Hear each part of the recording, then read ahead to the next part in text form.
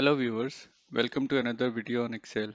In this video, we are going to discuss case conversion in Excel. I've got these names which are in mixed case. Some of the letters are in lowercase, some of them are in uppercase. I can go in and correct them manually, but that would be a tedious task if I have so many names to convert. There are three functions in Excel which are built for this purpose only.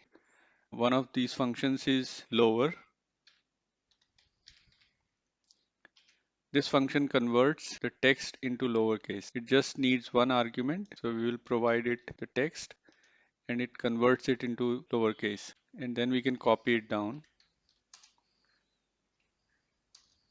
There is another function which converts the text into uppercase and the name is upper.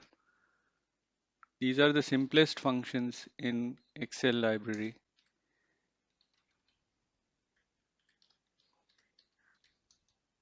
And there is this proper function which converts the case into proper case.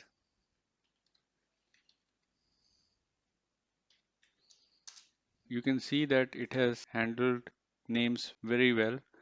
Particularly these names are also converted into proper case. So these are the three functions which are very easy to use and they help you a lot in case conversion. I hope the video was useful. If you liked it, please click the like button and subscribe to my channel.